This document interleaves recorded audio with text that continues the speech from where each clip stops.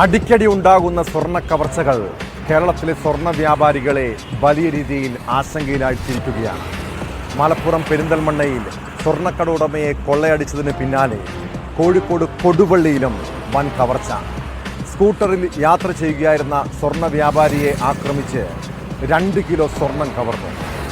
കടയടച്ച് വീട്ടിൽ പോകുകയായിരുന്ന മൂത്തമ്പലം സ്വദേശി ബൈജുവിനെ ആക്രമിച്ചാണ് കാറിലെത്തിയ 5 അംഗ സംഘം സ്വർണം തട്ടിയെടുത്തത്. സംഘമെത്തിയ കാറിൻ്റെ നമ്പർ പ്ലേറ്റ് വ്യാജമാണെന്ന് പോലീസ് കണ്ടെത്തി. കൊടുവള്ളി കേന്ദ്രീകരിച്ചുള്ള സ്വർണം പൊട്ടിക്കൽ സംഘത്തെ ഉൾപ്പെടെ കേന്ദ്രീകരിച്ചാണ് പോലീസിൻ്റെ അന്വേഷണം.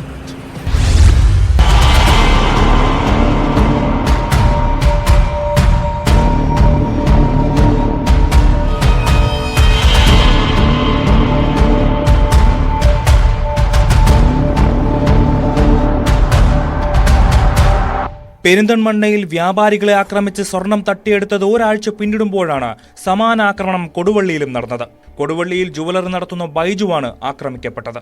രാത്രി 9:30 കട അടച്ച ശേഷം സ്കൂട്ടറിൽ വീട്ടിലേക്ക് മടങ്ങുകയായിരുന്നു ബൈജു. കാറിൽ പിന്തുടർന്ന 5 അംഗ സംഘം മുതമ്പലത്ത് വെച്ച് സ്കൂട്ടർ ഇടിച്ചു വീഴ്ത്തി. റോഡിൽ വീണ ബൈജുവിനെ കത്തി കാണിച്ച് ഭീഷണിപ്പെടുത്തുകയും ആക്രമിക്കുകയും ചെയ്ത സംഘം ബാഗ് കൈക്കലാക്കി കടന്നു കളഞ്ഞു.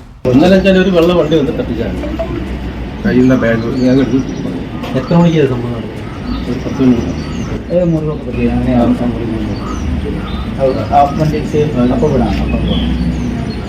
എത്ര പേരുണ്ടായിരുന്നു?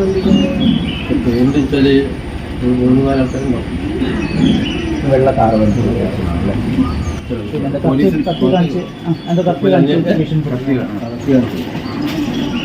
പോലീസിന്റെ അന്വേഷണം നടക്കുന്നുണ്ട്. അത് അതിന്റെ രീതിയിൽ നടക്കുന്നത്. അതുകൊണ്ട് അന്വേഷണത്തിൽ പോലീസ് ബാക്കി കാര്യങ്ങൾ പറയും.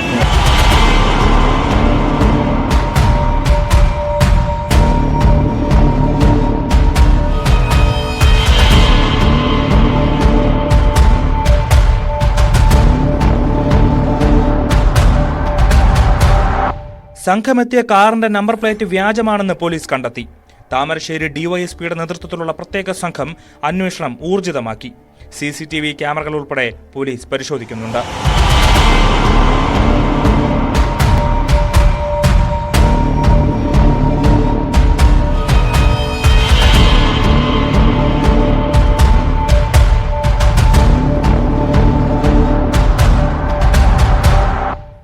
ന്യൂസ് 18 കോഴിക്കോട്.